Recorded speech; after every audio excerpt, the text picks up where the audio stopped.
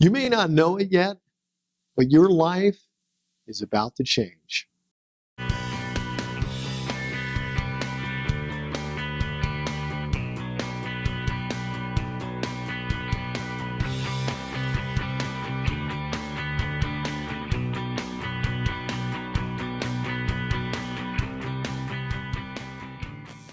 Well, we're back again with the interview, and I have our dear friend back with us, Rabbi Itzhak Levy.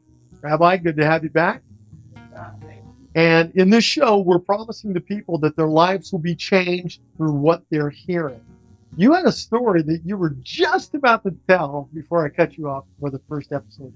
Yeah. Let's start off with that. Okay. Yeah. Last week when we talked about how can we be influenced to other people in a positive way, and you asked me who and how many people were left an impression in my life, and I was boasting about my dad because my father was not a man of many words. He was somewhat reserved in his word, but when he spoke with a presence, with an influence, and his faith is like nothing I've ever seen. So last week we spoke about we were very poor, we had no money, and the miracle that took place and the faith of my father, amazing. So now I want to share with you about many years later. My parents are supposed to meet with the Reagans for a big gala, and my father had the reputation of a prophet of God, and he met with other presidents before Reagan. And so Reagan heard about him, and so they were going to have a big banquet and CIA and all the detail there. But what happened was exactly 7 days before that, my parents were side hit by a lady who ran a light and left them both, well, for dead in the beginning. My mom was in a coma for, I think, 30 days in a coma. And every day I would go there, doctor would say that I would have to sign to get her up there. And I said, no, she will live. So they were left with broken necks and broken body parts. So when they came from Israel, they told me over the phone, we're invited by the Reagans, we're going to come there, we're going to stay with you, like they always do. And I said, good. Now remember, Sandy is going to cook for y'all, so don't take any invitations from her, because when they came, everybody wants a piece of my parents. So my father said, okay. So Sandy cooks all day, pick him up from the airport, everything is set, phone rings. One of their close friends, you must come. So they went, and that's when it happened. They were hit. And so we get a phone call, and I was disturbed. And when the phone call, I said, this is for me, and it's bad news. Sandy says, what are you, all of a sudden a prophet? Why do you think it's some bad news? I mean, I said, I don't know. Hello? It's for you. It's from the hospital. It was Parkland Hospital. And so I used to get some crank calls with some unfunny jokes. So she says, we got your parents here. They were both hit very hard. And would you please come? And I said, listen, if this is supposed to be funny, it's not. I hung up. There was the head RN from the ICU department. She calls again. She said, this is no crank call. Is your father's name Aaron? Yes. And so she knew I shouldn't drive. So she calls her brother. He comes and drives me over. Parkland, if you've ever been there, it's always, that's where the Kennedys went. You know, these are like a great house, but it's always full. So I asked the desk, I said, I'm here for Aaron Levy. They were hit. Yeah, it's down the hall. You'll see him over there. And there's no room in the rooms. They're all packed. So they put now all the newcomers in the hallway, unattended. So I walk really fast. I gotta find my father. And I go back and I said, listen, this is not a joke. I'm looking for my father, Aaron Levy. And she said, yeah, he's on the hall. I said, I've been down, put down. Yeah, come. She takes me. And here's this man with a head this big. Half of his ear missing. He was in a coma. And she said, I said, at first, it's not my dad. And she says, we understand he's in a coma and all this, but he keeps repeating the same thing.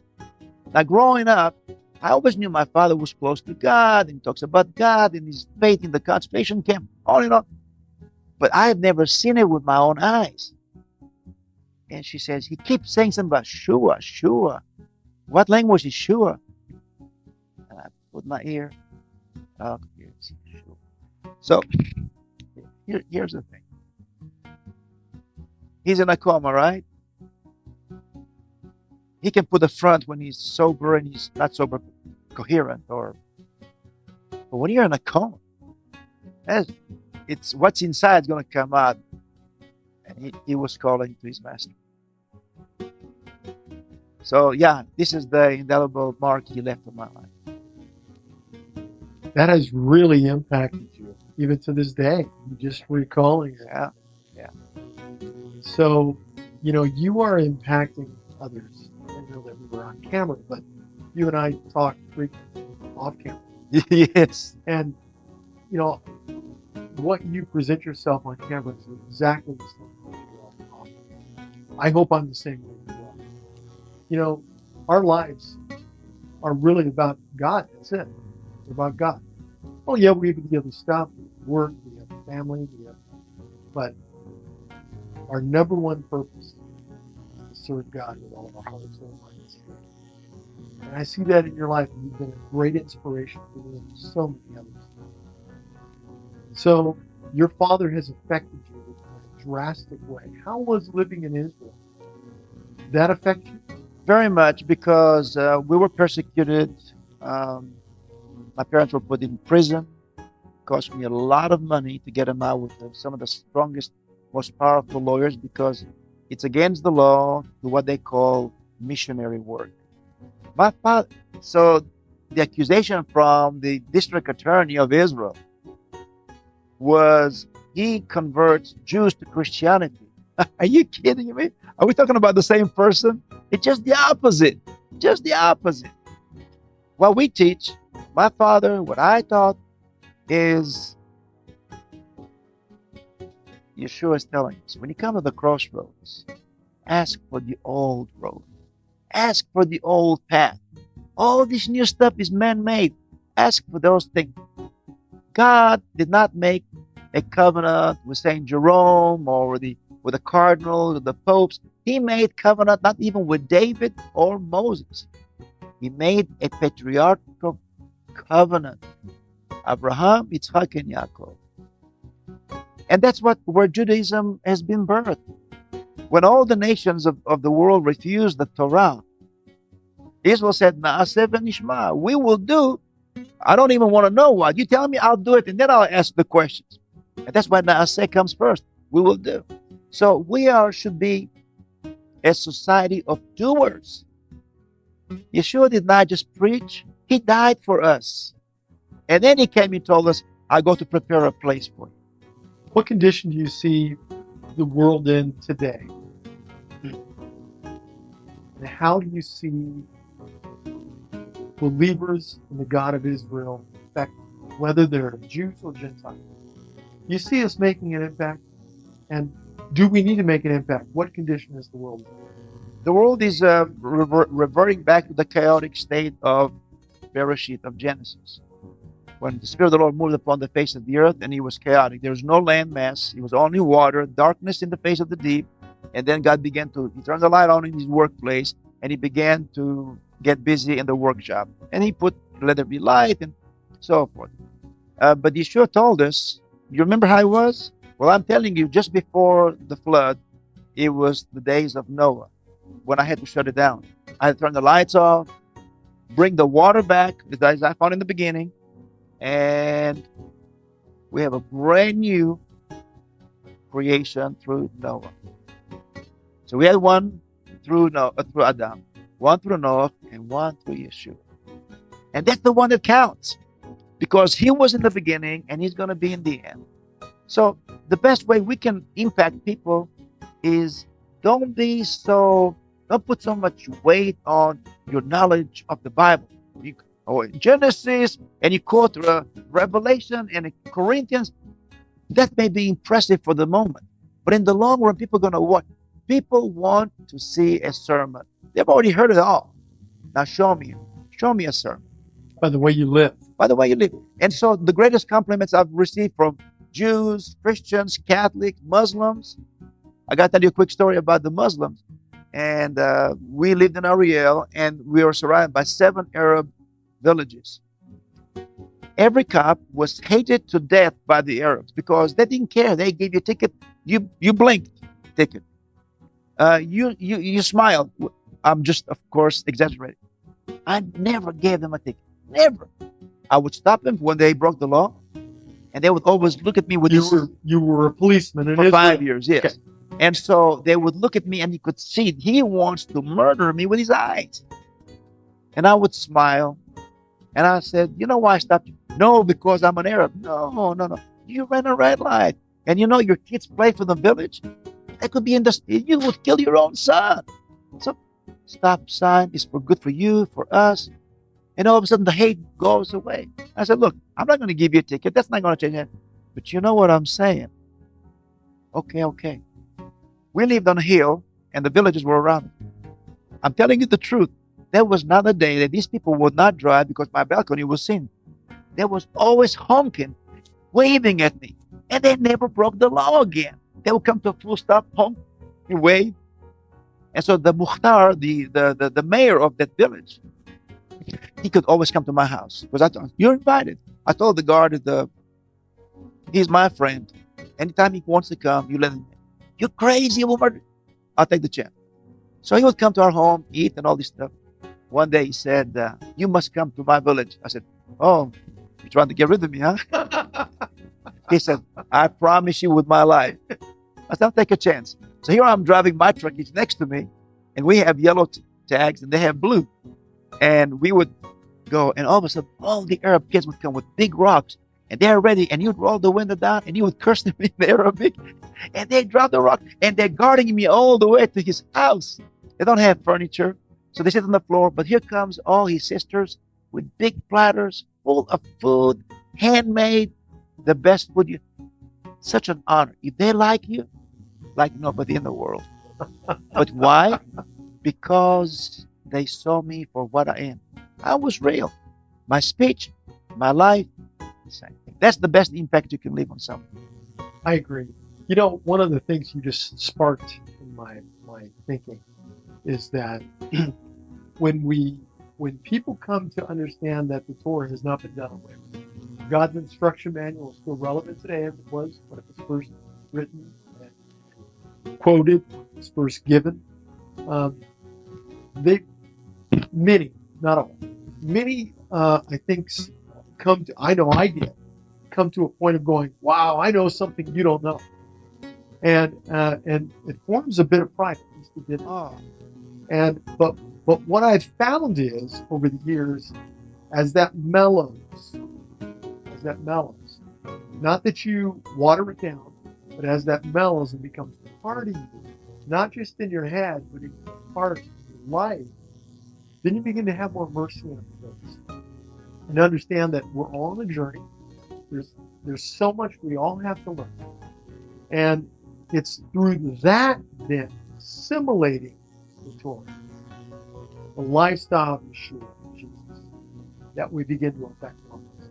You said it earlier. It's not just knowledge. It's not just knowing where to find it in Genesis, but it's incorporating that into the lifestyle. And I think that is how we're going to not only change ourselves, but change the world. Rabbi, I think you would agree with, I know you would agree with this. If we only take on more knowledge, just spout this out like we're some new philosopher, knowing the truth, knowing all this information in Scripture, but that we haven't allowed that to take the time to work into our lives, we probably will never affect anyone. Absolutely. And I don't know, you tell me, but to me it just takes time and prayer for that to be incorporated in. What else could a person do? It's not just about knowledge. Oh, for sure not. The Torah, the Bible tells us that we're going to be judged by our faith. That's not what it says. We're going to be judged by the knowledge we have of Torah. Pretty sure I know where you're going with this. We're going to be judged by our works. Our works. Yeah. So if you want to know how much a certain thing weighs, you're not going to use a tape measure. You're going to use scales. If you want to see how much something, the distance between something, you're not going to use a scale. You're going to use a tape measure. So there is a measuring tool for everything. And the measuring tool for our faith is our works. Yes. If people have a problem with that term works and thinking that that flies in the face of grace, then just exchange it for another synonymous term like action. We were created for action. Yeah. But that is kind of like creating to the politically correct stuff. We need to get away from that. We need to be yes, yes, and no, no. And we don't have to cater to every person. Well, that offends me. Well, I'm sorry. If he did not offend God when he gave it, why should I worry about offending anybody else? I totally agree. I think some people have the understanding theologically that works is a bad thing. But it tells us all through Scripture that, they will know you by your works. Yeah, it's the way you live, your actions, the way you live this thing out. And see, grace is a better interpretation of its original word. What is the word in Hebrew? Chesed. Chesed. Chesed is orthodoxy. Yes. Chesed is doing. See, what is the greatest sacrifice in the Torah? Is obedience. That is the greatest. Lord, I killed 10,000 sheep for you because I love you. No. Let them live. You just do what I just done. So chesed, right. Chesed comes from the word chesed. Chesed is not as it given, well, it's grace. Chesed means obedience. Live by obedience. So we're so busy trying to cater to people and not to God. We need to go back to the old road, the old path. Yes, yes, no, no. And if people watch your life, you'll build credibility with them. You'll be trustworthy. I'm telling you, I think if Yeshua tarries and I die, on my tombstone, they will write, a man who kept his word. I was a man of my word. If I'm not known for anything else, if I tell you, I'll be there unless I'm dead. But my word is better than going to a lawyer and a judge to write down in some kind of affidavit. That's how we should be. I agree. We have to be people of our word. We have to be people of action. We have to be people that are trustworthy. And that's when we resemble God, and that's when we'll make a difference in His life. Remember, that's what this show is about. How can we affect people's lives and be changed? That's the promise in every episode. Watch the show, you'll be changed. So what would that change be, you think you might be able to offer from what God has been teaching you throughout this life? Would it be keeping your word? What would that change be? Well, for me, yes. But for others, it's if you're credible, you put your foot in the door. Now you have access to the person. Whereas, it's that phony guy again, or that guy who never keeps his word, or that guy. Once you build the credibility report, you know the person, they know you. Anytime you want to talk, hey, how about a cup of coffee? Sure. And then this is the open door that you can go and influence them. I'm telling you, I just came back from Indiana. A man smoked, he's, 50, smoked since he was 10 years of age. 2.5, 3 packs a day. Can you imagine the price? His teeth are going. And I said, do you remember the story of the strange fire with the sons of Aaron, the priests of Israel? What happened to them when they brought the strange fire? Oh, God says, hey, leave those, they're mine. They're a little bit off. No, when you do wrong, they were zapped.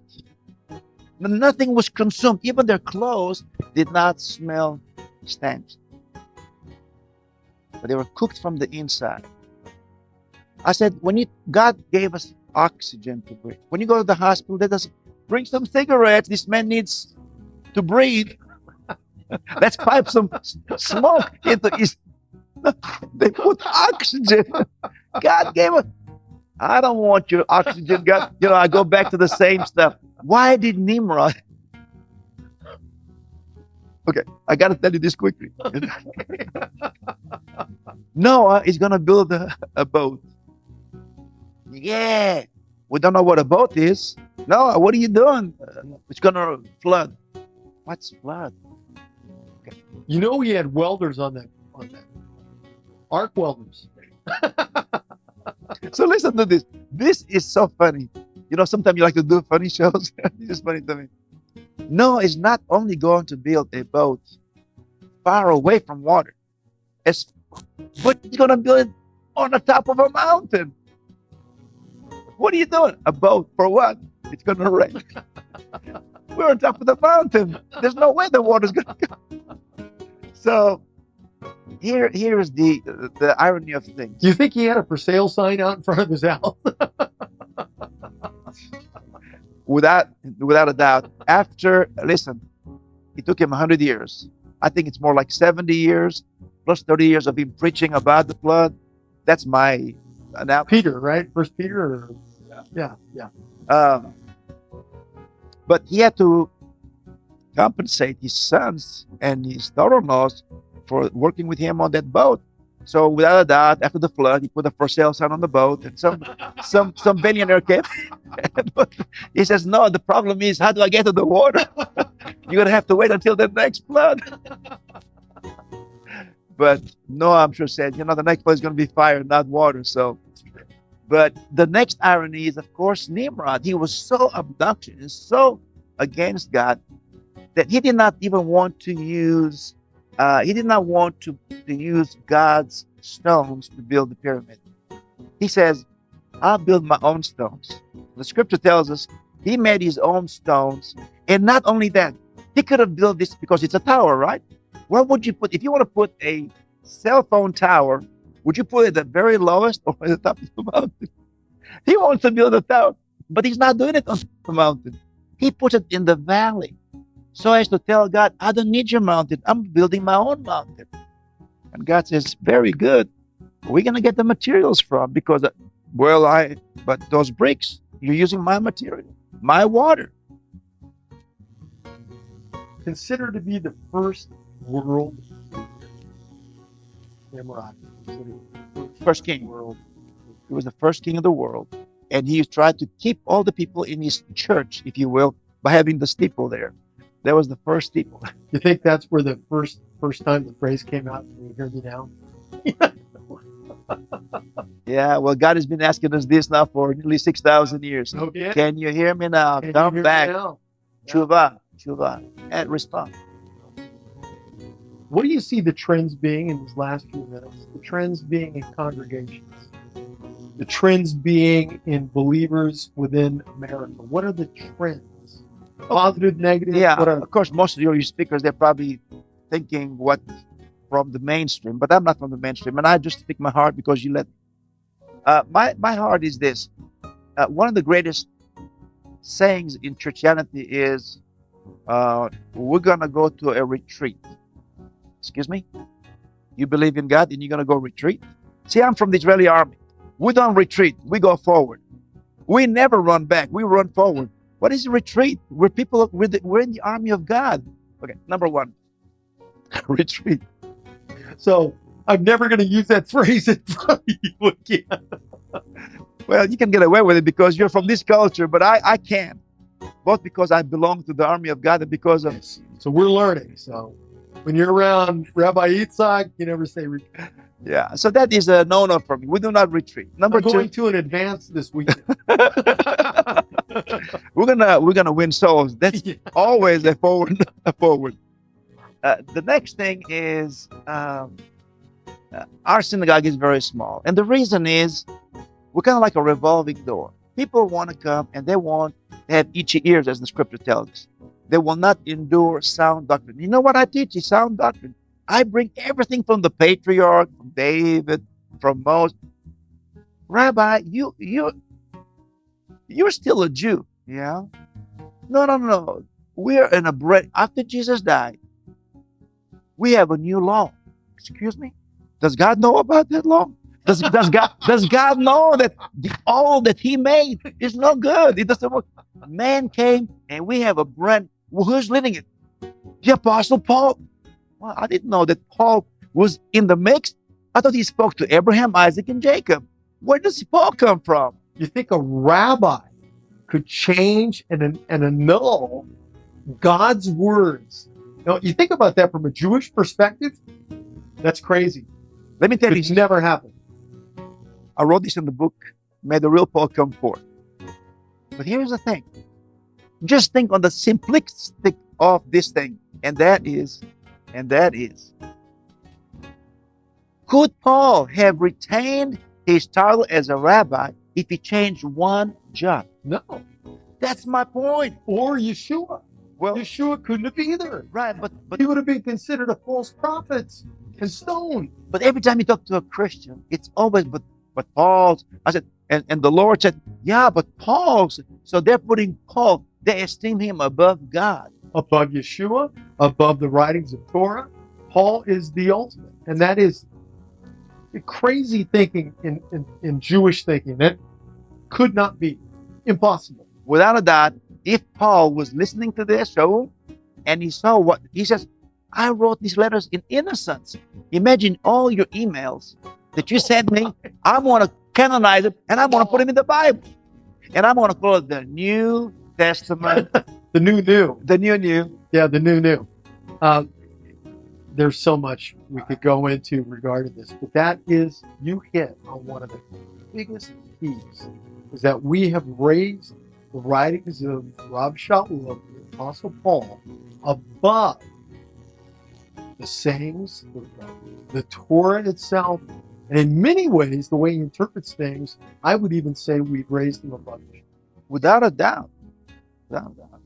And Jesus could not have been Messiah if he disagreed with the text of God. Very quickly, when Yeshua was in the wilderness and Satan came against him, what did he quote? He quoted the Torah. I thought he quoted Paul. Well, maybe he did. I wasn't there, so. Rabbi, it's so good to see you pleasure, my dear friend. Pleasure. It's always fun. A breath of fresh air for me. I hope that you realize that there isn't anything you can't do in the power of God. God will make all the difference in your life, and your destiny in Him is far greater than you could ever imagine. Pray that you have a great week. Thanks so much for watching the interview. And we thank our guest, our dear friend, Rabbi Itzhak Levy, and we'll see you again next week. Shalom, shalom. Shalom, shalom.